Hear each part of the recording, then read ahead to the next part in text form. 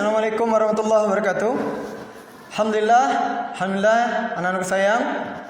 Hari ini, subhanallah, kita masih diberi kesempatan oleh Allah untuk kembali berkumpul, bertemu, bersua dalam kondisi COVID-19 dengan segala keterbatasannya. Makanya kami guru berharap kalian memaklumi kalau kita pun belajar dalam kondisi segala keterbatasan. Kita sekarang menggunakan fasilitas video call atau Zoom apalah bentuknya agar kalian paham. Pertama-tama mungkin kita panjatkan syukur dulu kehadirat Allah karena rahmat karunia Allah. Alhamdulillah kita hari ini ya dengan segala keterbatasan tadi kita masih bisa bersua walaupun dibatasi oleh jarak ya karena menggunakan video call atau video Zoom apalah namanya. Tapi paling tidak pembelajaran kita harus tetap berjalan.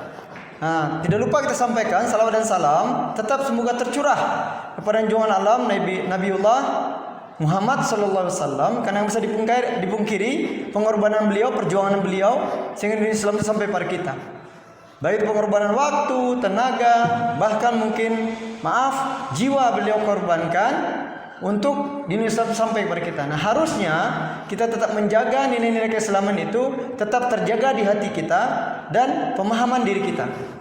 Oke, anak sayang, materi kita untuk hari ini kalian mungkin sudah membaca bab bahasan yang minggu kemarin diberikan tugas adalah aku selalu dekat dengan Allah. Ya, aku selalu dekat dengan Allah. Adapun ketika kita memahami bagaimana kita dekat dengan Allah, satu hal harus kalian pahami bahwa kalian akan coba renungi, tolong simak cerita tentang pencarian Nabi Ibrahim tentang keberadaan Tuhannya atau Allah yang selama ini yang harus disembah. Jadi Nabi Ibrahim itu lahir di Babilonia, ya lahir di Babilonia dari seorang ayah bernama Azar. Azar ini pada masanya, pada saat itu Raja Namrud itu masih menyembah berhala. Jadi sembah itu adalah berhala. Berhala itu dalam bentuk patung yang dibuat oleh mereka, diciptakan oleh mereka dengan segala rupa, lalu mereka sembah kembali. Itu yang dilakukan kezaliman pada zaman Raja Namrud di waktu itu. Ya, ketika zaman orang tuanya Nabi Ibrahim yaitu Azar. Lalu anakku sayang, pada saat itu kejadian awalnya ketika Nabi Ibrahim masih dalam kandungan, Raja Namrud ini bermimpi.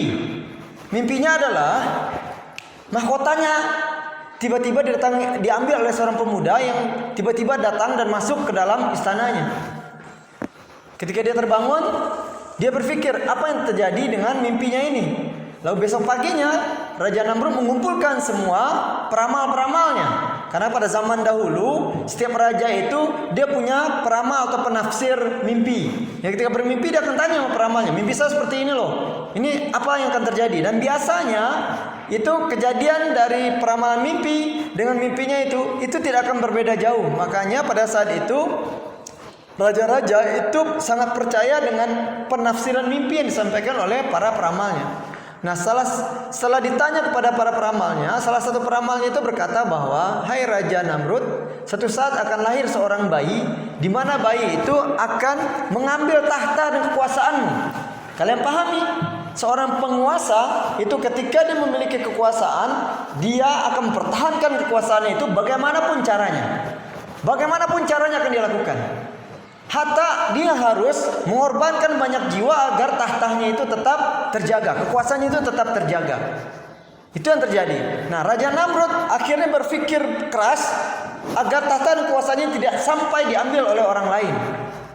Akhirnya meminta pendapat para peramalnya. Dari hasil pendapat peramalnya, akhirnya Raja Namrud mengambil kesimpulan bahwa semua anak laki-laki yang dilahirkan setelah mimpi itu bunuh. Jadi kalau ada anak laki-laki yang dilahirkan setelah mimpi itu, mereka semua harus dibunuh. Kenapa mereka harus dibunuh? Karena mereka lah calon-calon orang yang nanti akan besar, lalu yang akan menghancurkan, mengambil tahta kerajaan yang dimiliki oleh Raja Namrud. Singkat cerita, sampailah berita tersebut kepada Azar dan istrinya. Lalu berdiskusilah Azar dan istrinya. Karena pada prinsipnya secara manusiawi, orang tua itu akan berusaha melindungi anaknya. Apalagi nih calon anak ini harap-harapkan. Karena berdasarkan ramalan, waktu itu Azar sempat bertanya pada peramal, kira-kira anak ini laki atau perempuan. Peramal itu mengatakan bahwa calon bayinya ini adalah laki-laki. Dan itu diperkuat oleh mimpi-mimpi Azar berikutnya. Ketika dia bermimpi, itu dia selalu bermimpi bahwa anak yang akan dilahirkan adalah anak laki-laki. Dan anak laki-laki ini akan menjadi seorang pemimpin yang besar. Akhirnya Azar dan istrinya berpikir keras, bagaimana caranya menyelamatkan anak ini tetap hidup. Kalau tetap tinggal di rumah, dia akan diambil oleh para tentara atau utusan dari Raja Namrud, lalu akan dibunuh. Setelah mereka berdiskusi, akhirnya Azar dan istrinya itu keluar dari tempat tinggal mereka, kampung mereka, daerah tempat tinggal mereka. Itu keluar berjalan kaki, mengendap-endap dalam kondisi malam, mencari tempat di mana istrinya ini bisa melahirkan dengan tenang dan anak itu bisa ditinggal di situ tanpa diketahui oleh Raja Namrud dan para penguasa pada zaman itu. Singkat cerita, anak itu pun lahirlah di sebuah gua. Ketika lahir, Azar sudah berniat memberikan nama anak itu Ibrahim. Seperti judul kita awal tadi sampaikan, kalian sudah nyimak kisah tentang Nabi Ibrahim pencarian Tuhannya. Nah, lahirlah Ibrahim.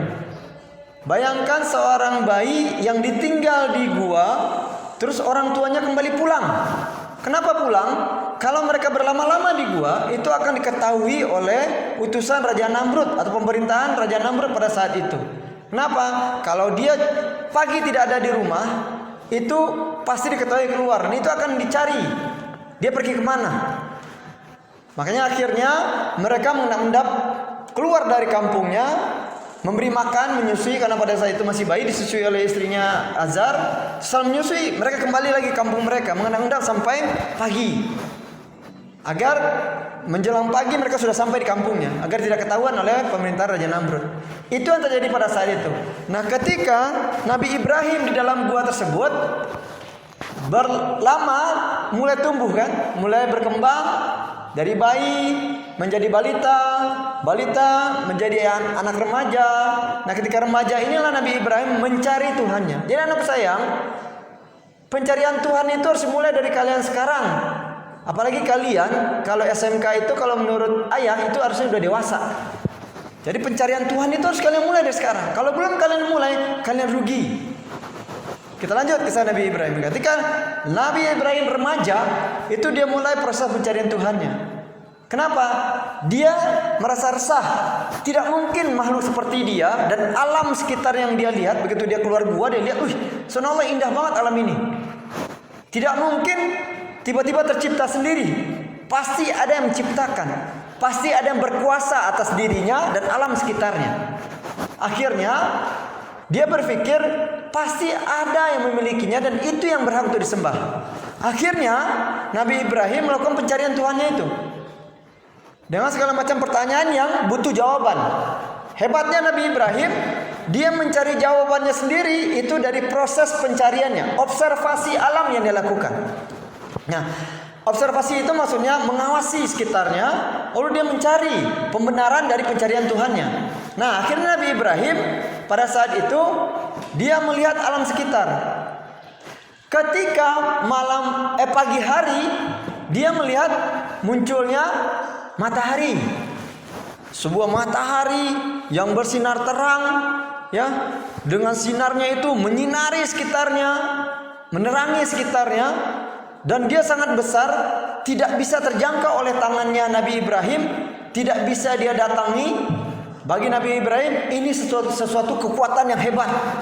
Ini adalah Tuhan menurut Nabi Ibrahim. Nabi Ibrahim menyimpulkan sementara ini Tuhanku. Ini yang berhak aku sembah. Ini yang harus aku sembah. Matahari ini harus aku sembah. Itu prinsip awal dari Nabi Ibrahim. Begitu menjelang sore, berlahan namun pasti, matahari pun redup. Ketika malam tiba, matahari ini tiba-tiba menghilang. Nabi Ibrahim berpikir, ketika matahari ini hilang, berarti dia tidak punya kekuasaan. Dia bisa dikalahkan oleh malam. Berarti dia bukan Tuhan.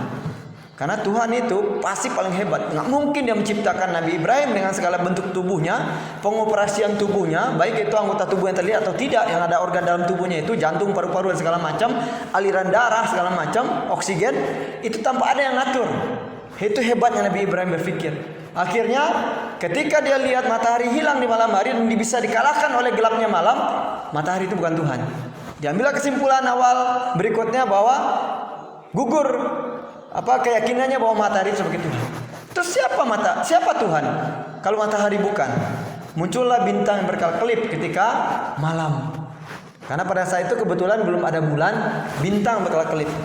Dengan bentuk kelap-kelip dan jumlahnya banyak, sinarnya indah, ya, kelap-kelip. Wah, ini lebih hebat. Inilah Tuhan menurut Nabi Ibrahim. Lalu Nabi Ibrahim membuat kesimpulan kedua bahwa kalau matahari bukan, Tuhan saya adalah bintang. Tapi apa yang terjadi ketika Nabi Ibrahim melakukan ritual penyembahan, ritual penghambaan kepada bintang? Ketika menjelang fajar pagi, tiba-tiba bintang pun menghilang, muncul lagi matahari. Nabi Ibrahim mengambil kesimpulan kembali bahwa bintang ini bukan Tuhan. Kalau kemarin matahari bisa dikalahkan oleh gelapnya malam, dan hari ini bintang bisa dikalahkan oleh terangnya matahari, sehingga bintang itu tidak terlihat lagi di langit. Makanya Nabi Ibrahim mengambil kesimpulan bahwa bintang itu bukan Tuhan. Lalu siapa Tuhan? Mana Tuhan? Di mana Tuhan? Apa yang disembah? Siapa yang menggerakkan semua anatoma tubuh yang dimiliki oleh Nabi Ibrahim dan semua alam ini siapa yang ngatur? Akhirnya bertanya kembali Nabi Ibrahim dalam pencarian Tuhannya. Malam matahari redup, dia cuekin karena dia yakin matahari itu bukan Tuhan. Bentar lagi ketika gelap menyongsong, pasti matahari akan hilang. Dan terbukti ketika malam mulai tiba, matahari pun mulai redup dan menghilang. Akhirnya Nabi Ibrahim pikir, benar kan bahwa matahari juga bukan Tuhan. Nah, akhirnya Nabi Ibrahim melakukan pencarian. Berikutnya muncullah bulan di malam hari. Bulan walaupun dia tidak begitu terang seperti matahari, tapi bentuknya beda dengan matahari. Kenapa? Sinar bulan yang bulat itu dia bisa menyinari dalam kegelapan. Kalau matahari kemarin kalah oleh gelap, berarti inilah Tuhan. Kenapa? Gelap bisa dikalahkan oleh bulan. Bulan menerangi sekitarnya pada malam itu, inilah Tuhan. Lalu dilakukan proses kesimpulan yang ketiga oleh Nabi Ibrahim bahwa Tuhannya adalah bulan. Dan pada saat itu juga Nabi Ibrahim melakukan ritual penyembahan kepada bulan, karena dianggap bulan lebih hebat ketimbang gelap yang bisa menghilangkan matahari. Yang matahari yang tadi yang sakti bisa menghilangkan bintang. Akhirnya dilakukan itu penyembahan. Ketika pagi menyongsong, hilang juga itu matahari, hilang juga itu bulan. Akhirnya Nabi Ibrahim berpikir, ternyata matahari bukan Tuhan, bulan bukan Tuhan, bintang bukan Tuhan. Matahari yang begitu terangnya menyinari bumi ketika siang dengan terik panasnya, ternyata dia bukan Tuhan. Dia masih bisa dikalahkan oleh gelapnya malam. Bintang yang bersinar kelap-kelip dengan jumlahnya yang banyak, ternyata dia bukan Tuhan. Walaupun dia indah, dia bisa dikalahkan oleh sinar matahari. Lalu ketika muncul bulan itu ternyata juga bisa dikalahkan oleh sinar matahari ketika pagi. Lalu siapa Tuhan? Di mana Tuhan? Mana yang harus disembah? Akhirnya Nabi Ibrahim melakukan pencarian Tuhan, memahami bahwa Tuhan itu adalah segala sesuatu yang tidak bisa diraih, tidak bisa disembah, dan Tuhan itu maha hebat sehingga dia tidak bisa diraih, diraba, dirasakan, dilihat. Itulah Tuhan. Akhirnya Nabi Ibrahim ketika udah dewasa kembali ke kampung halamannya.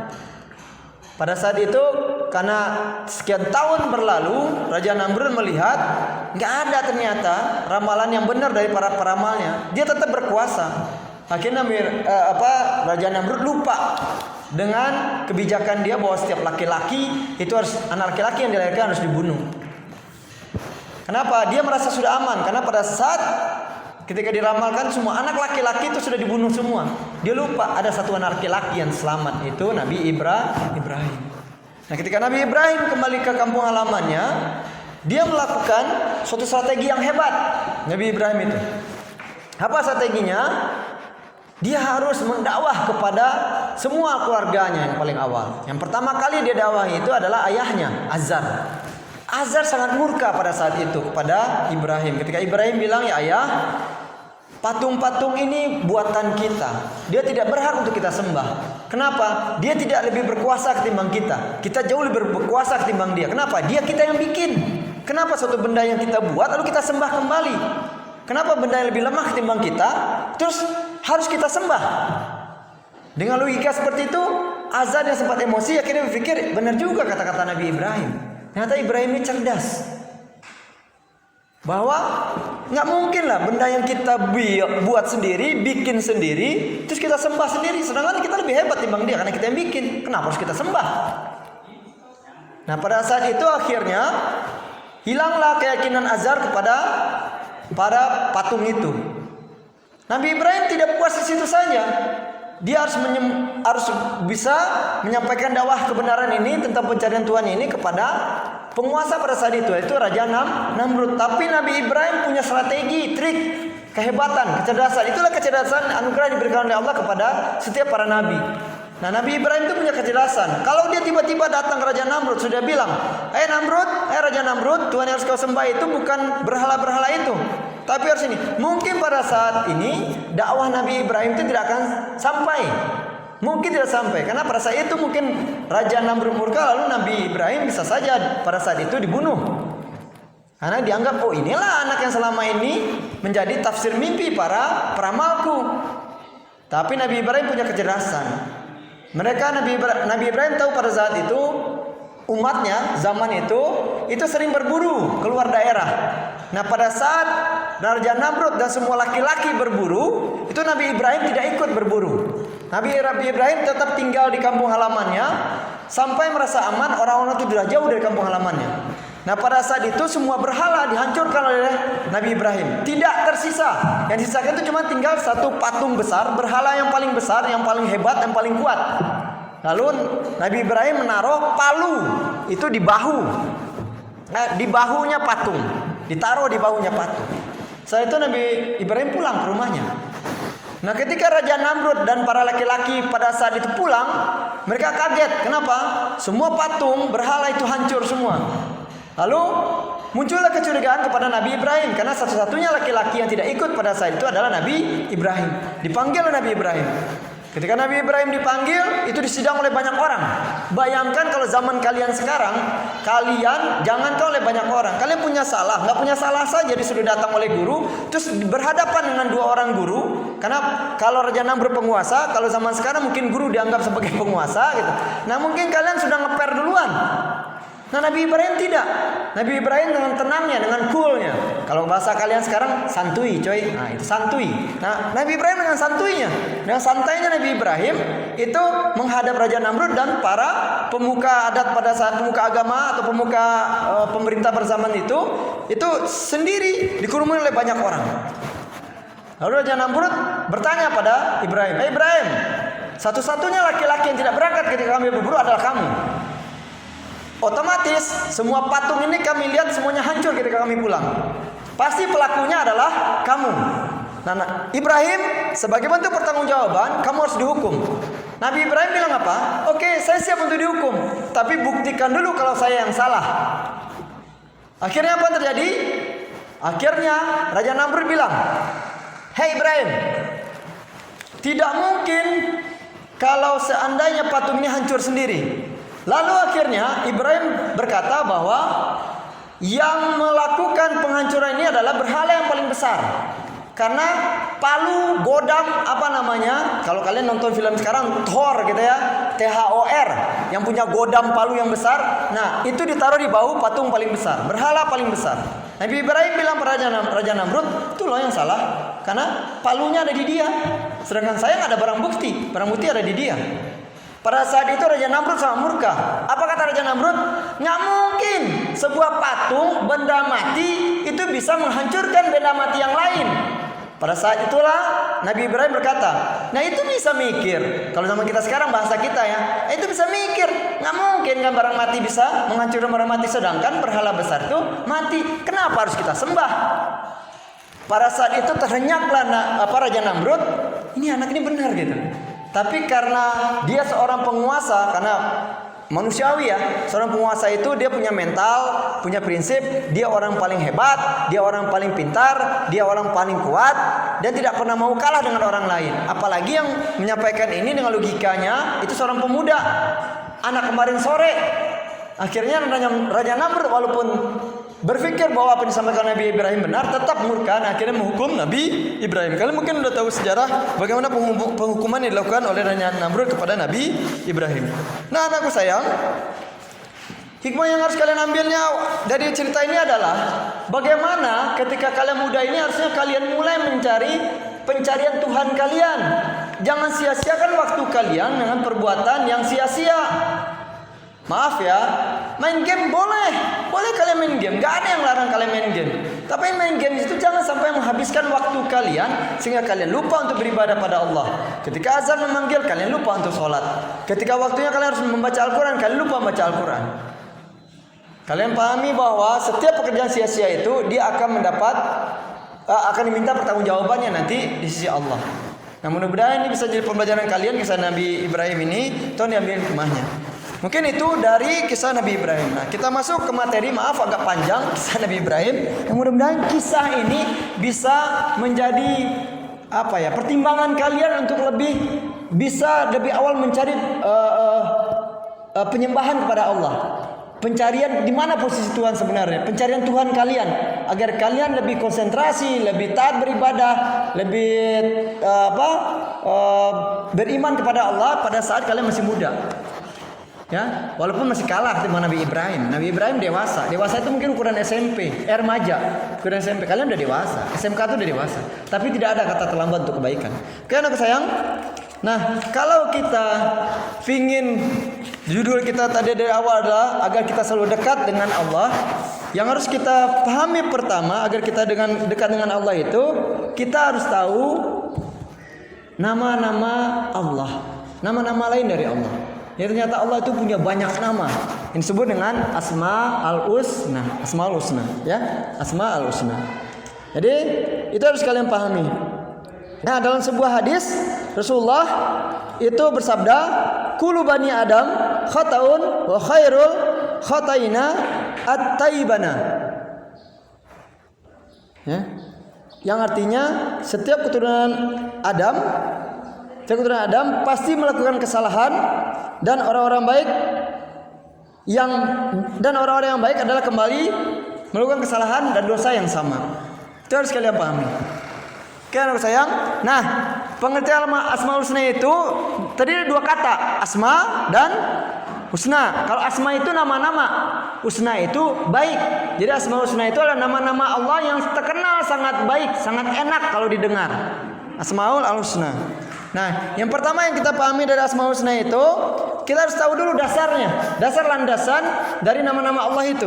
Ini bisa kita lihat dari dalilnya itu dari hadis ataupun ayat-ayat yang ada di Al-Quran. Nah, adapun ayat-ayat dalam Al-Quran itu, Allah berfirman dalam surat Al-A'raf itu ayat 180. Kalian nanti cari ayatnya, ya. Awalnya itu diawali oleh Bismillahirrahmanirrahim. A'udzubillahi minasyaitonirrajim. Bismillahirrahmanirrahim.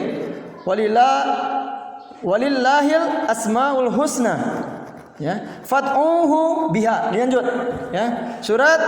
Suratnya adalah surat Al-A'raf ayat 180 yang artinya kurang lebih, dan Allah memiliki nama Asmaul Husna, maka bermohonlah kepadanya dan menyebut nama-nama yang baik itu ketika kalian berdoa. Jadi ketika kalian berdoa itu sebutkan apa nama-nama Allah tuh, ya Akbar, ya Karim, banyak. Ya, kalian bacalah nama-nama besar Allah itu, nama-nama indah Allah itu, agar doa kalian juga bisa dijabah oleh Allah. Nah, dan dikuatkan lagi oleh hadis Rasulullah, ya, hadis Rasulullah yang artinya kurang lebih dari Abu Hurairah radhiyallahu anhu, sungguhnya Rasulullah bersabda, sungguhnya Allah mempunyai 99 nama. 100 dikurang 1. Barang siapa yang menghafalkannya, maka ia akan masuk surga. Jadi ada 99 nama Asmaul Husna. Itu dimana 100 dikurang 1, ya, karena 99 ya 100 kurang 1, ya. Jadi kalau nggak ada 1 itu nggak jadi 100, ya, nggak ada itu dalam pelajaran sebenarnya. Jadi intinya ke sana. Oke, paham anak ya? Nah, jadi Allah itu punya 99 nama, dan setiap nama itu punya arti nama yang baik.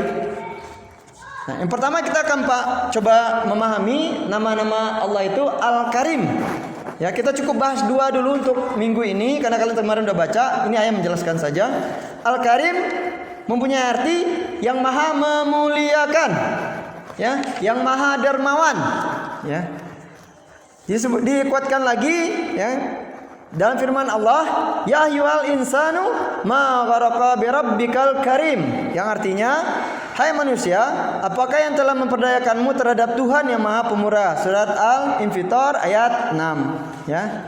Nah, di sini sebutkan bahwa Allah itu pemberi segala semuanya dengan kedermawaannya gitu. Dan beliau maha memuliakan umatnya. Jadi kita ini dimuliakan oleh Allah. Harusnya kita lebih memuliakan Allah. Kenapa contoh kita dimuliakan oleh Allah? Anakku sayang, kalian mungkin melihat saudara kalian yang maaf tidak ada unsur-unsur yang lain dan tanda kutip, saudara kalian itu kekurangan. Kalian masih bisa memfungsikan mata kalian itu dengan maksimal untuk melihat segala bentuk benda, keindahan yang ada di dunia ini. Tapi ada saudara kalian itu matanya tidak bisa melihat. Ada saudara kalian itu tidak bisa bicara. Ada saudara kalian tidak bisa mendengar. Ada saudara kalian tidak bisa berjalan. Dan kelemahan-kelemahan yang lain. Tapi kalian dimuliakan oleh Allah dengan segala kesempurnaan kalian. Layaknya kalian harusnya lebih hebat beribadah. Tapi kalian harusnya lebih malu. Coba kalian mungkin sering menonton TV, banyak orang-orang yang secara penglihatan terganggu, malah sama sekali tidak bisa melihat. Itu mereka kedekatannya pada Allah itu subhanallah, sampai mereka bisa menghafal 30 juz Al-Quran. Sedangkan kita dengan segala kesempurnaan itu dan yang dimuliakan oleh Allah dengan nama awalnya Al-Karim tersebut, itu tidak bisa kita maksimalkan untuk beribadah pada Allah, menyembah pada Allah. Harusnya kita malu, anak-anak sayang. Nah, mudah-mudahan ini bisa merubah cara pola pikir kalian dalam mengenal Allah, yang mendekatkan diri kepada Allah, bertakwa kepada Allah, menyembah kepada Allah. Mudah-mudahan lebih baik. Ya, anak sayang. Kita lanjut yang kedua, al-mu'min. Berasal kata amina, yang berarti pembenaran, ya, atau ketenangan hati dan memberikan rasa aman. Jadi Allah ini memberikan rasa aman kepada kita, memberikan ketenangan hati pada kita. Ketika kita rusuh, kita resah, makanya kalian ketika punya masalah itu jangan berharap kepada manusia. Kayak ayah misalnya, guru agama, kalian punya masalah datang pada ayah. Belum tentu solusi yang ayah berikan itu bisa mendekati kalian. Tapi ketika kalian kembali kepada Allah, kalian berwudu, cuci muka kalian, terus kalian sembah Allah, terus kalian berdoa kepada Allah, istighfar sebanyak mungkin atas kesalahan kalian, terus sampaikan dosa-dosa kalian, terus minta solusi pada Allah. Allah akan berikan. Kalaupun pada saat itu belum ada solusinya, paling tidak rasa tenang itu diberikan di hati kalian. Karena Allah berjanji bahwa Allah itu al-mu'min, pemberi ketenangan hati. Dan Allah tidak pernah berbohong dengan janjinya. Nah, ini diperkuat lagi dalam surat Al-An'am ayat 82. Artinya saja kalian cari nanti. Orang-orang yang beriman dan tidak mencampur adukan iman mereka dengan syirik, mereka itulah orang-orang yang mendapat rasa aman dan mendapat petunjuk. Itu orang yang beriman. Ya, ketika kalian punya masalah, itu jangan berharap kepada manusia masalah itu bisa terselesai. Karena setiap masalah itu Allah yang membuat. Setiap masalah itu dari Allah sumbernya. Setiap masalah itu diberikan cobaan itu oleh Allah. Kenapa? Untuk menguji kalian. Karena Allah bilang seperti apa? Kata Allah, jangan kalian mengaku sebagai orang muslim kalau kalian belum pernah teruji. Tapi ketika kalian menjadi orang muslim, ketika kalian diuji oleh cobaan, bersabar dengan cobaan itu. Nah, ketika kalian bersabar dengan cobaan itu, Allah berikan berita gembira. Apa berita gembiranya? Allah akan angkat derajat kalian.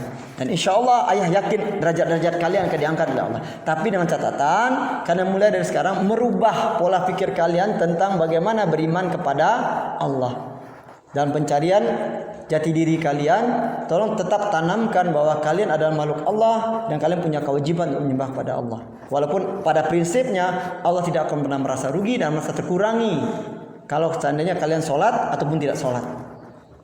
Mungkin ini bisa saya sampaikan, mudah-mudahan bermanfaat untuk kita semua, untuk menjelaskan pembelajaran kita, materi yang awal ya, materi awal kita yang kemudian kemarin minggu kalian disuruh baca itu aku selalu dekat dengan Allah, yang mudah ini bisa dijabarkan. Kita akan lanjut nanti pembahasan kita minggu depan dengan Al-Wakil. Mudah-mudahan bermanfaat. Maaf atas segala kesalahan, karena khilaf datang dari ayah dan segala kebaikan insya Allah pasti datang dari Allah. Akhirul kalam. Assalamualaikum warahmatullahi wabarakatuh.